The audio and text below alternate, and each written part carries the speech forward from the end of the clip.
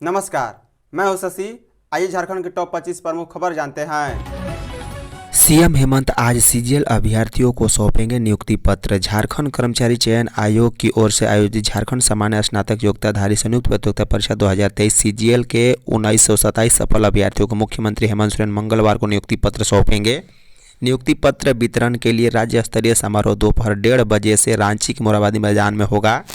बता दें, समारोह को लेकर मंत्रिमंडल सचिवालय और निगरानी विभाग ने पूर्व में ही अधिसूचना जारी कर अभ्यर्थियों को सूचना दे दी है।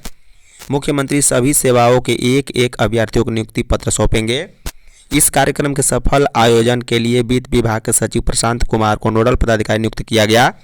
वहीं रांची उपायुक्त को सभी आवश्यक व्यवस्था सुनिश्चित करने का निर्देश दिया गया। बता दें, झारखंड सामान्य स्नातक योग्यताधारी संयुक्त प्रतियोगिता परीक्षा 2023 के लिए जून 2023 में आवेदन लिए गए थे और जनवरी 2024 में परीक्षाएं हुई, लेकिन पेपर लीक विवाद में इसे स्थगित कर दी गई। इसके बाद परीक्षा इसी वर्ष 24 में 21 से 22 सितंबर को हुई। परीक्षा में 3,47,69 अभ्यर्थी शामिल हुए थे। मेरिट लिस्ट जारी होने के बाद परीक्षा में गड़बड़ी का मामला सामने आया था। हाई कोर्ट में जनहित याचिका दायर कर परीक्षा रद्द कर मामले को सीबीआई जांच का आग्रह किया गया था। धनबाद मेडिकल कॉलेज से चोरी बच्चा बरामद। धनबाद मेडिकल कॉलेज अस्पताल के स्त्री एवं प्रसूति रोग विभाग से शनिवार की रात चोरी नवजात को पुलिस ने 30 घंटे में बरामद कर लिया है। बरामदगी रविवार की देर रात करीब 2 बजे निचितपुर टाउनशिप के बी टाइप क्वार्टर से हुई है। पुलिस के अनुसार उन्हें बच्चे की चोरी होने के 18 घंटे बाद ही लोकेशन का पता चल चुका था।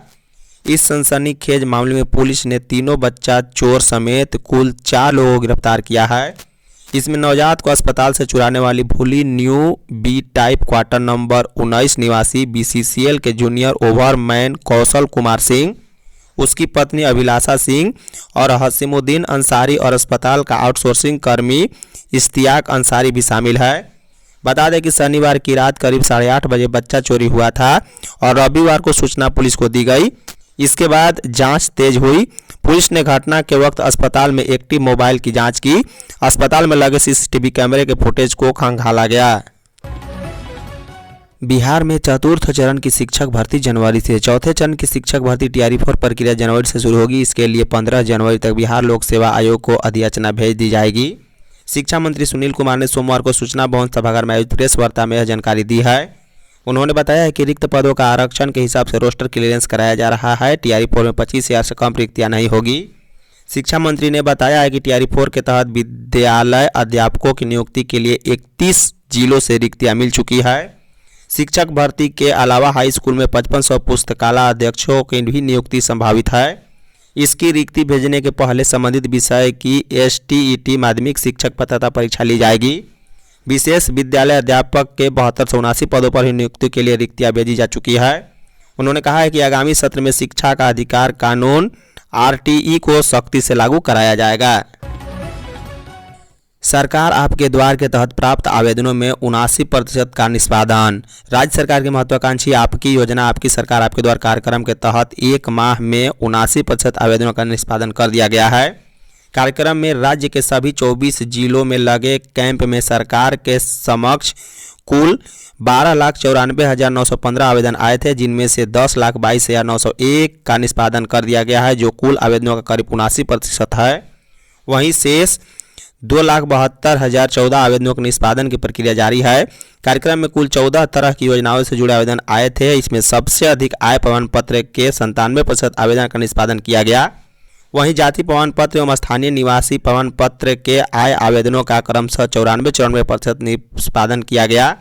बता दें, सेवा का अधिकार सप्ताह के तहत कुल 5226 शिविरों में सबसे अधिक गिरिडीह में लगे थे।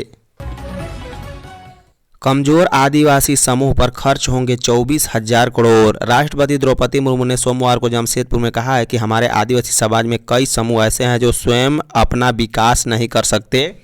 आज़ादी के 75 साल पूरे होने पर जब देश अमृत काल का जश्न मना रहा है, तब मैंने सरकार से कहा कि आज भी कई आदिवासी भाई बहन पेड़ों पर रहने को विवश हैं।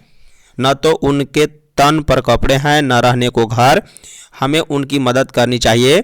सरकार ने इसको संज्ञान में लिया और देश के 75 विशेष रूप से कमजोर जनजातीय समूह के लिए मिशन मोड पर विकास की पहल शुरू की गई। बिरहोर समेत 75 पीवीटीजी के विकास के लिए 24,000 करोड़ का बजटीय प्रावधान किया गया। बता दें, राष्ट्रपति द्रौपदी मुर्मू जमशेदपुर के करंडी स्थित दिसोम जाहेर थाना में सोमवार को all India Santali writers association और दिसोम जाहेर थाना कमेटी की ओर से आयोजित 22वें संताली पारसी महा एवं औचिकी शताब्दी समारोह को बतौर मुख्य अतिथि संबोधित कर रही थी। अरावली पहाड़ियों से जुड़ा आदेश स्थगित। सुप्रीम कोर्ट ने अरावली पहाड़ियों और पर्वतमाला की नई परिभाषा स्वीकार करने वाले अपने आदेश पर फिलहाल रोक लगा दी है। मामले में अगली सुनवाई 21 जनवरी 2026 को होगी। अदालत ने चिंता जताई है कि एक्सपर्ट कमेटी की रिपोर्ट और कोर्ट की टिप्पणियों को गलत समझा जा रहा। भारत के मुख्य न्यायाधीश सूर्यकांत तथा न्यायमूर्ति जेके महेश्वरी और न्यायमूर्ति आगस्टिन जॉर्ज मसीह की अवकाशकालीन पीठ ने इस मुद्दे की व्यापक और समग्र समीक्षा के लिए इस क्षेत्र के विशेषज्ञों को शामिल कर एक उच्च स्तरीय समिति गठित करने का प्रस्ताव रखा। पीठ ने अरावली पहाड़ियों और पर्वतमालाओं की परिभाषा और सहायक मुद्दों के संबंध में स्वतः संज्ञान मामले की सुनवाई की है। पीठ ने कहा है कि इस अदालत का मानना है कि समिति द्वारा प्रस्तुत सिफारिशों के साथ साथ इस अदालत द्वारा 20 नवंबर 2025 के फैसले में निर्धारित निष्कर्षों और निर्देशों को स्थगित रखा जाए। नए साल के जश्न में शराब पीकर गाड़ी चलाई तो पैदल जाएंगे घर। इस साल के अंतिम दिन और नए वर्ष के स्वागत को लेकर जिला प्रशासन ने शांति और सुरक्षा की तैयारियां पूरी कर ली है। जानकारी के अनुसार नशे की स्थिति में वाहन चलाने पर वाहन जब्त किए जाएंगे और सवार लोगों को पैदल घर भेजा जाएगा। वहीं रैश ड्राइविंग पर भी कड़ी कार्रवाई की जाएगी। उपायुक्त मंजुनाथ भयंत्री ने दसम और जोन्हा हुंडरू फॉल समेत विभिन्न डैम, नदी, जलाशय, जलप्रपात एवं पर्यटन स्थलों पर पिकनिक मनाने के लिए पहुंचने वाले लोगों की भीड़ को देखते हुए सुरक्षा निर्देश जारी करते हुए दंडाधिकारियों और पुलिस पदाधिकारियों को प्रतिनियुक्ति की है। नशे की हालत में वाहन चलाने वालों की सघन जांच की जाएगी। ऐसे मामलों में वाहन जब्त कर चालक को पैदल जाने दिया जाएगा तथा नियमानुसार कार्रवाई भी होगी। रैश ड्राइविंग करने वालों के खिलाफ भी यही कार्रवाई की जाएगी। सदर अनुमंडल के सभी पुलिस उपाधीक्षक को उनके क्षेत्र जलाशयों, डैम और तालाबों में गोताखोरों की तैनाती तथा खतरनाक स्थलों पर निषेधाज्ञा व्यवस्था करने का निर्देश दिया गया है। जी राम जी योजना में भ्रष्टाचार मुक्त ज्यादा रोजगार। भाजपा प्रदेश कार्यकारी अध्यक्ष एवं सांसद आदित्य साहू ने मोदी सरकार की महत्वाकांक्षी योजना जी राम जी के संबंध में कांग्रेस पार्टी की ओर से जनता को लगातार भ्रमित किए जाने पर कड़ी प्रतिक्रिया दी है। साहू ने सोमवार को एक विज्ञप्ति जारी कर कहा है कि जी राम जी योजना विकसित भारत अभियान में ग्रामीण अर्थव्यवस्था को मजबूती प्रदान करने वाला है। उन्होंने कहा कि मनरेगा में जहां 100 दिन रोजगार की बात थी, वहीं अब जी राम जी ने रोजगार के दिन को बढ़ाकर 125 कर दिया है। उन्होंने कहा है कि इतना ही नहीं, काम नहीं मिलने की स्थिति में सरकार द्वारा ग्रामीण मजदूरों को बेरोजगारी भत्ता देने का प्रावधान किया गया, लेकिन कांग्रेस पार्टी को मजदूरों को ज़्यादा काम मिलना और बेरोजगारी भत्ता को अनिवार्य किया जाना बर्दाश्त नहीं है। उन्होंने कहा कि कांग्रेस पार्टी ने मनरेगा को भ्रष्टाचार का केंद्र बना दिया था। मजदूर के जगह मशीनें से काम कराकर मजदूरी के नाम पर प्रखंड पंचायतों में लूट की छूट कर दी गई थी, लेकिन जी राम जी योजना में भ्रष्टाचार पर रोक लगाने की पूरी व्यवस्था की गई है। झारखंड में 34,000 से अधिक बच्चे गंभीर तीव्र कुपोषण के शिकार।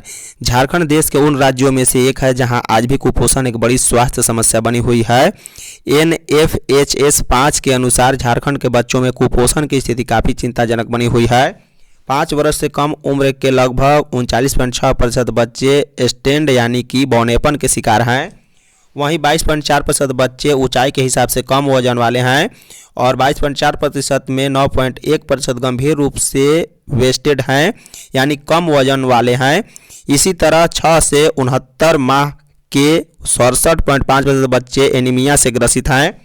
इसके अलावा 1 वर्ष से कम उम्र के 39% बच्चे उम्र के हिसाब से कम वजन वाले हैं और 9 से 10% बच्चे जन्म से ही कम वजन पैदा हो रहे हैं।